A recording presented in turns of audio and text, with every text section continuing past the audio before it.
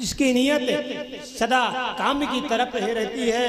बोलते कामादि निरता नित्यम तेप शुद्धंक नहीं हुई, इसमें कोई संशय नहीं है। वो भी शिव पुराण की कथा सुन करके परम पावन परम पवित्र हो जाता है। आज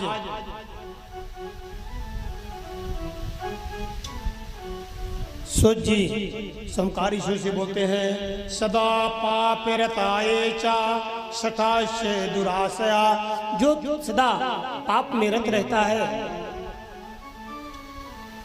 आज सूत जी समकारी से बोले कि इस कथा को श्रवण करके, शिव पुराण की कथा को श्रवण करके आपने पूछा कौन मुक्ति को प्राप्त हुआ, तो ध्यान से सुनना।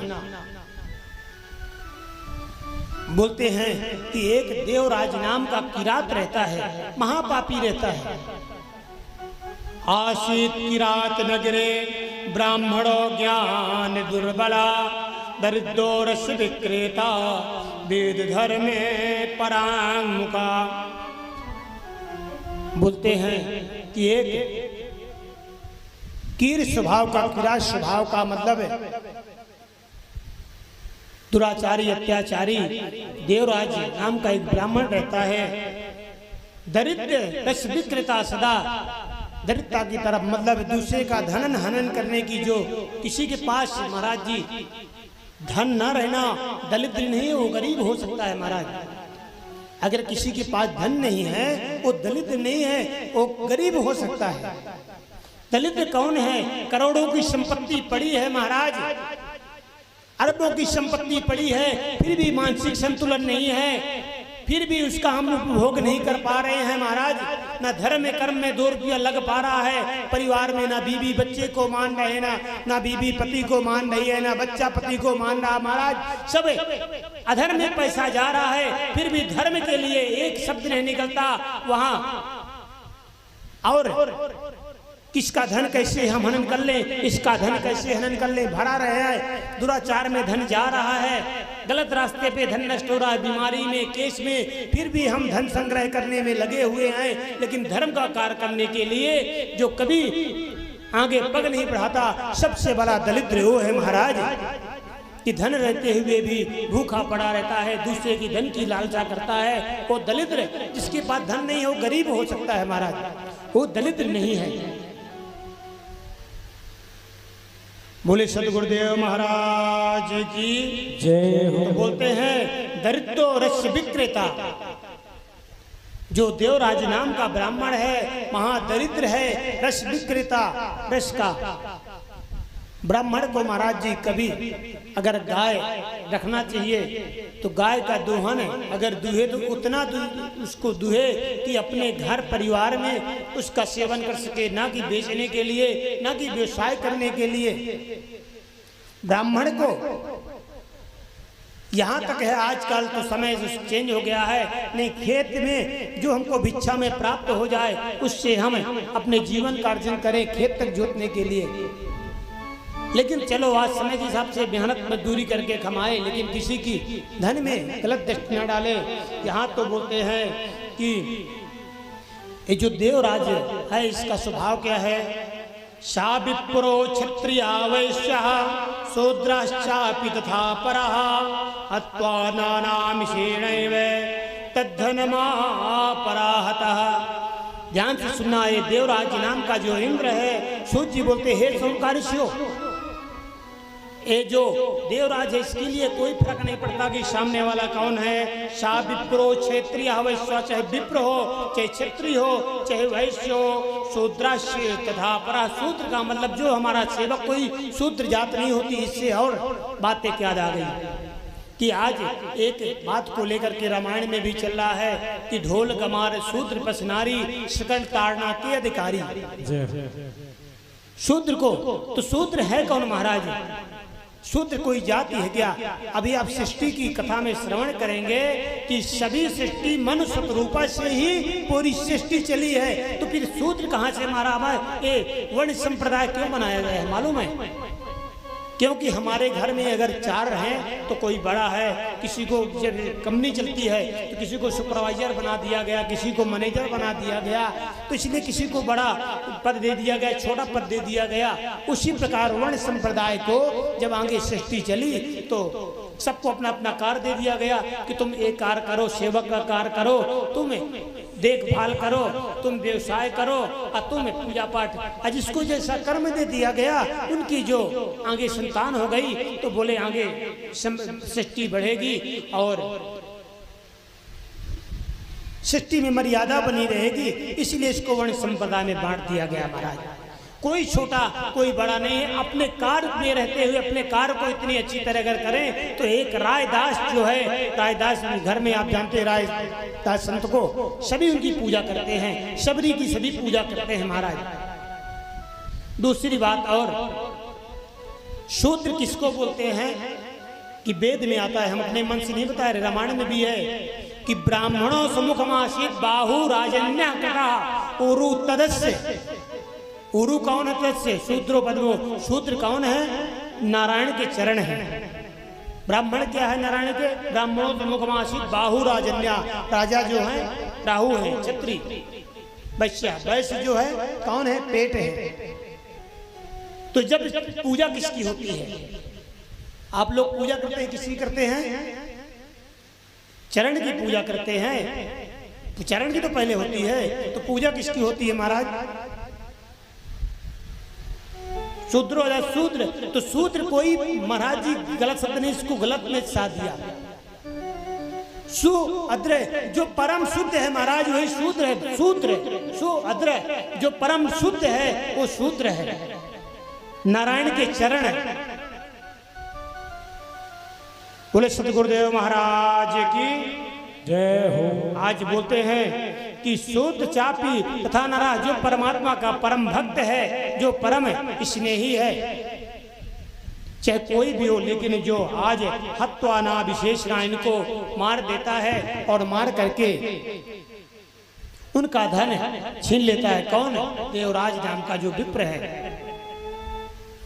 पुलिस सतगुरुदेव महाराज की जय हो। अब कल से थोड़ा जल्दी कथा करेंगे, आज तो विलम्ब हो ही गया है, तो 5 बजे तक। आज थोड़ा जब आप भागना हो तो बताना, भागते न जाना प्रधान, लेकिन तो विश्राम। कल से ये लोग 12 बजे बैठेंगे, हम 1 बजे बैठेंगे, तब आपको समय से कथा बढ़िया श्रवण, क्योंकि बहुत बड़ी कथा है। आज तो सिर्फ परिचय, जैसे हम आप पहले दिन मिलते हैं ना तो परिचय होता कि आप कैसे, उसी प्रकार आज परिचय होगा हुआ कि ये कथा में आप क्या श्रवण करेंगे, इसको श्रवण करके किसकी कहीं शुद्धि हुई। देवराज नाम का है जो महापापी है, तो वैश्याभोगी नाम परम वैश्याभोग करता है, पूरा धन लूट करके लाता है, वैश्याओं में लुटाता है। एक दिन बोलते हैं कि जब वृद्ध अवस्था को प्राप्त हो गया, आज जब वृद्ध अवस्था होती है तभी पापी की दुर्गति देखो। संसार वाले ठुकराने लगे धक्का मार के। पहले तो डरते थे कि ये महापापी है, मारेगा पीटेगा धन छीन लेगा। जब शरीर जीर्ण हो गया, वृद्ध हो गया, तो धक्का मार के कहीं कोई बैठने नहीं देता, उठने नहीं देता। अब जंगल जंगल भटकने लगा। आज बोलते हैं एक जंगल में गया, जंगल में जाकर के देखा एक मंदिर है, मंदिर के पीछे उसको इतनी ज्वर थी, इतनी शरीर में पीड़ा हो रही थी कि आगे चल नहीं पाया। वहीं जाकर के मंदिर के पीछे बैठ गया, लेट गया। बोलते हैं देव योग से, नारायण की कृपा से, जहां जिस मंदिर में बैठा था उस मंदिर में शिव पुराण की कथा हो रही थी। सूत जी बोलते हे सोमकारिष्यो स्थितो तत्र चा विप्रो ज्वारेणाति पीड़ितः श्रवासततं सेवी कथा विप्रमुखो गतः। स्थितो चा विप्रसो, जो विप्र है देवराज नाम का, बोलते ज्वारेणाति पीड़ितः, ज्वार से मतलब बुखार से इतना पीड़ित है कि बढ़ा नहीं जा रहा, मंदिर के पीछे बैठ गया। सूत जी बोलते हे सोमकारिष्यो, उस मंदिर में शिव जी की कथा चल रही थी। श्रुत्वा सत्यम सेवी, अब वो जान करके और कथा सुनने नहीं गया, लेकिन वहां लेटा है, लेटे लेटे उसके श्रवण में कान में शिव की कथा सुनाई दे रही है। और बोलते हैं कथा विप्र मुखो कथा, विप्रों के मुख से कथा सुनते सुनते बोलते हैं आज उसके शरीर में इतना ताप बढ़ा कि देवराज मां शांतो ज्वारे पीड़ितो मृतः, ज्वारेणे पीड़ितो मृतः, ज्वार के कारण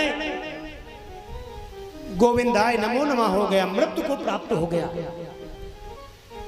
अब ध्यान से, इतना महापापी, इतना महादुष्ट, जैसे ही मरा तो आज यमराज के दूत बड़े बड़े सांकरों में बड़ी बड़ी सुई ऐसी कांटेदार लगी हुई ला करके देवराज के सामने खड़े हो गए, बांधने लगे।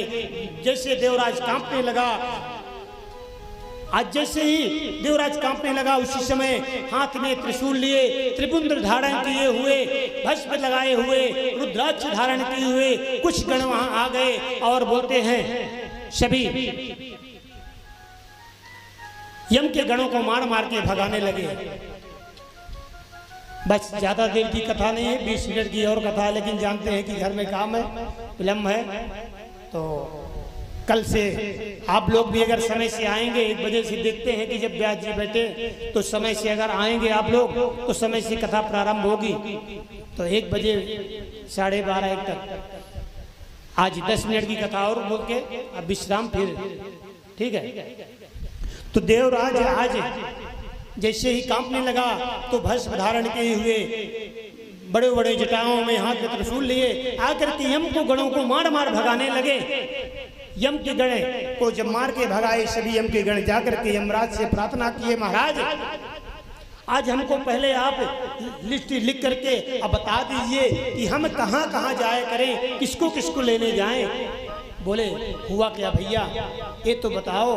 बोले वो देवराज नाम का महापापी है, उसको हम लेने के लिए गए थे तो वहां बड़े बड़े जटाओं धारण किए हुए हाथ में त्रिशूल लिए गण आ गए और मार मार के भगाने लगे।